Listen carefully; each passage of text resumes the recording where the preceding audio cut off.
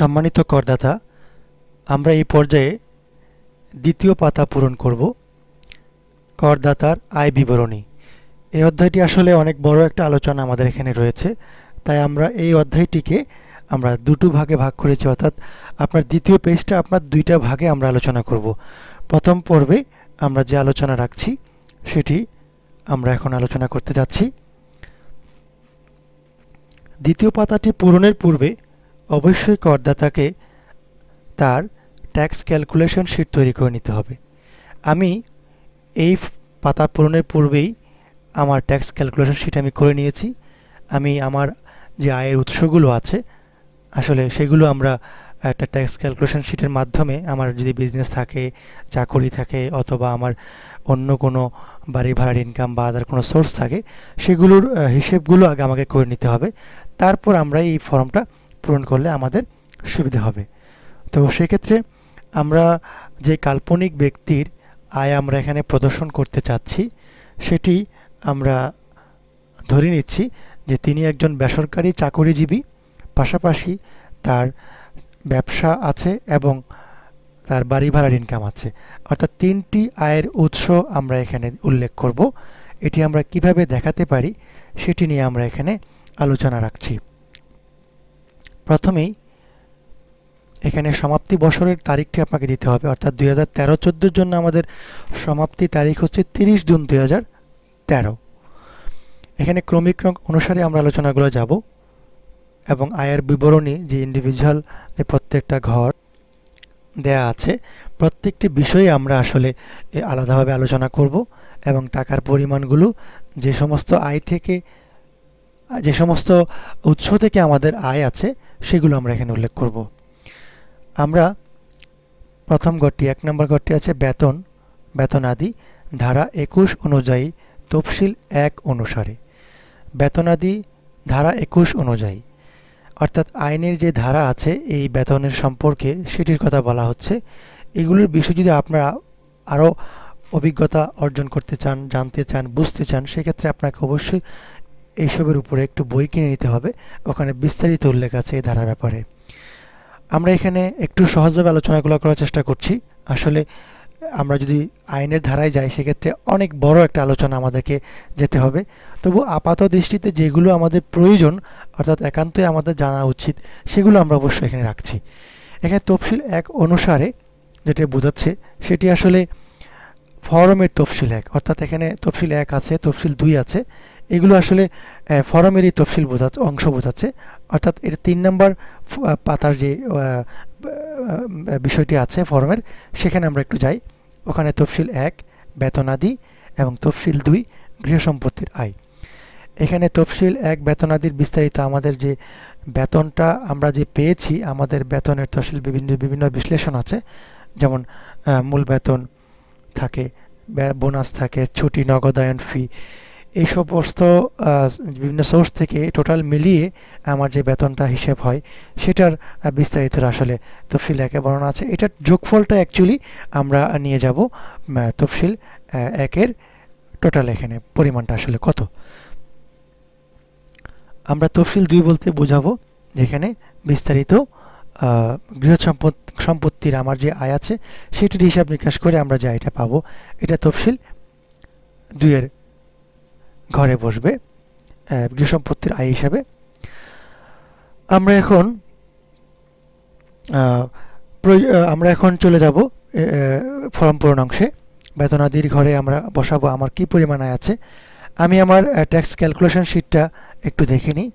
এখানে আমি যেহেতু উল্লেখ করেছি আমার আয় কি আছে, আমার স্যালারি থেকে আয় আছে 2,25,000 টাকা এবং house rent, convince, medical allowance এগুলো আসলে পুরোটাই এক্সাম্পটেড। এগুলো আমরা যখন ট্যাক্স ক্যালকুলেশন শিটটা নিয়ে আলোচনা করব এই প্রসঙ্গগুলো নিয়ে আমরা ডিসকাশন করব। এখন আমরা আসলে একটু পরিমাণটা একটু দেখার জন্য এখানে এসেছি। ইনকাম ফ্রম বিজনেস থেকে 2,10,000 এবং হাউস প্রপার্টি ইনকাম আমার 1,56,000। এটা আমরা আসলে তো ট্যাক্সেবল অ্যামাউন্টটা আসলে আমরা বলছি এখানে। ঠিক তেমনি আমার যে ব্যবসার ইনকামটা এসছে সেটির উপর একটা বিজনেস অ্যাকাউন্টসও দেওয়া আছে, অর্থাৎ আমাকে এই ব্যবসার ক্যালকুলেশনটা করে কিন্তু আমাকে আমার এই ব্যবসার ইনকামটা বের করতে হয়েছে, এখানে টোটাল দেখাতে হয়েছে।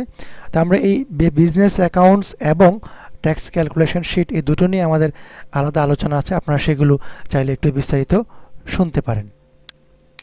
আমরা এখন ফর্ম পূরণ অংশে আবার চলে যাব। ফর্ম পূরণ অংশে আমার বেতনাদির পরিমাণ হচ্ছে 2,25,000 টাকা। নিরাপত্তা জামানতের উপর সুদ ধারা 22 অনুযায়ী। এটার আইনের বিষয়ে আমরা বলবো, সরকার কর্তৃক ইস্যুকৃত বন্ড বা সিকিউরিটিজ যেমন TND bond, national investment bond, treasury bond, bill ইত্যাদি এবং ডিবেঞ্চার হতে অর্জিত সুদ এই খাতের আপনার আয় হিসাবে এই ঘরে বসবে। যদি আপনার এই আয় থাকে তাহলে আপনি এই ঘরে উল্লেখ করুন। এই সিকিউরিটিজ বা ডিবেঞ্চার কেনার জন্য যদি কখনো আপনি ব্যাংক থেকে ঋণ নিয়ে থাকেন, সেক্ষেত্রে অবশ্যই এই মোট আয় থেকে আপনার ঋণের যে সুদ আছে সেটি আপনার বাদ যাবে। এটা আমরা বাদ দিয়ে বাকি অংশটুকু আমরা এখানে বসাবো। গৃহ সম্পত্তির আয় এটি অবশ্য আমার এখানে আছে। আমার গৃহ সম্পত্তির আয় হচ্ছে 1,56,000 টাকা। আমি হিসাব করে যেটা পেয়েছি খরচ টরচ বাদ দিয়ে। আমরা আসলে চেষ্টা করেছি এখানে আমাদের সাবলীল উপস্থাপনা করার জন্য। আমাদের ভুল ত্রুটিগুলো একটু ক্ষমা সুন্দর দৃষ্টিতে দেখবেন। আমরা চাই খুব সহজ সাবলীল প্রাঞ্জল ভাষায় আমরা যাতে এই ফর্মটি পূরণ করতে পারি। গৃহ সম্পত্তির আয়টা আমরা বসিয়েছি আমাদের কৃষি আয় ধারা 26 অনুযায়ী। যদি কৃষি থেকে আয় থাকে তা এখানে উল্লেখ করতে হবে। এখানে বলা বাহুল্য, আপনাকে জানা উচিত শুধুমাত্র কৃষি থেকে আয় হলে করদাতাকে তার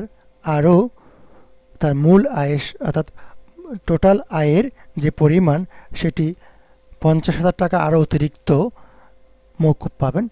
অর্থাৎ আপনি যদি 2,20,000 টাকা পর্যন্ত কর মওকুফ পেয়ে থাকেন, কর না আসে, আরও 50,000 টাকা যোগ করলে দাঁড়াচ্ছে 2,70,000 টাকা। অর্থাৎ আপনি শুধুমাত্র কৃষির আয় হলে 2,70,000 টাকা পর্যন্ত আপনাকে কোনো কর দিতে হবে না। আমার কৃষি আয় নেই। ব্যবসা বা পেশার আয় ধারা 26 অনুযায়ী। ব্যবসা বা পেশা থেকে আমার যে আয় থাকবে সেটি আমরা এখানে উল্লেখ করব।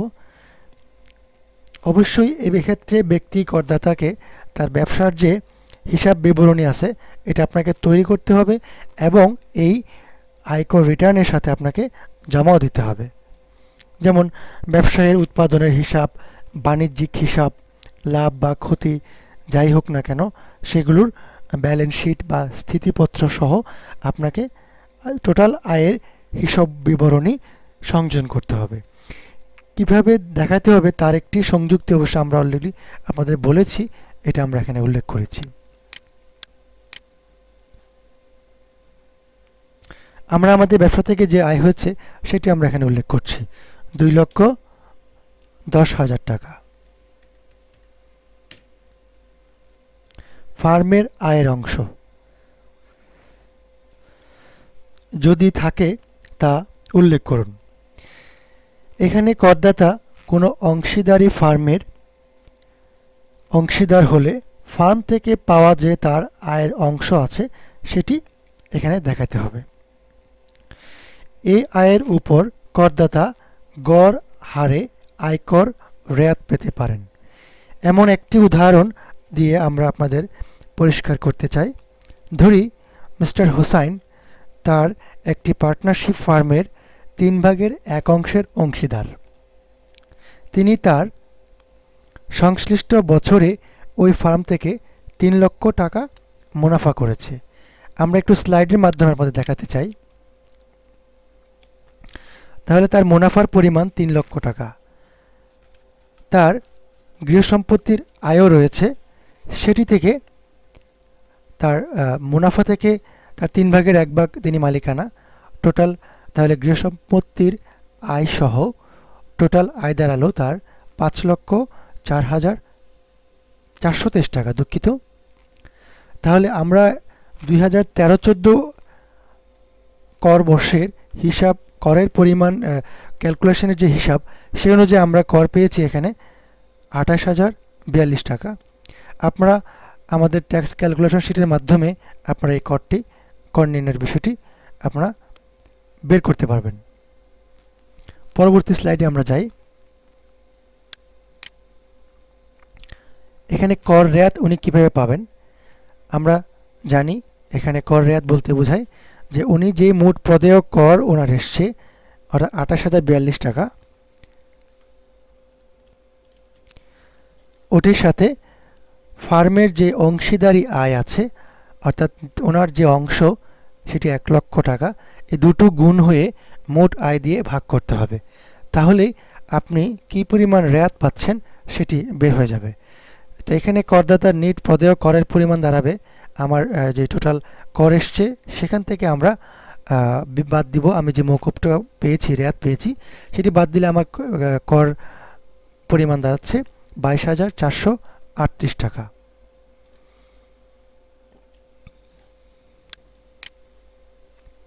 ঠিক এভাবেই হিসাব করে আপনি আপনার ফার্মের আয়ের অংশটি এখানে উল্লেখ করতে পারেন।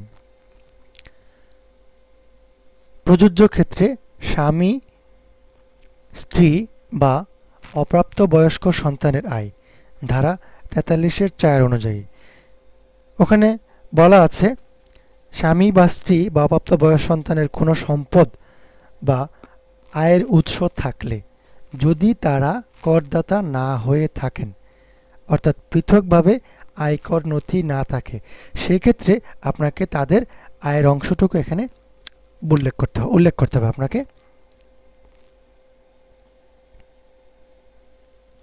আমরা দ্বিতীয় পাতার বর্ণনা অনুযায়ী এ পর্যন্তই রেখেছি। আমরা দ্বিতীয় পর্বে আবার বিস্তারিত আলোচনা করব।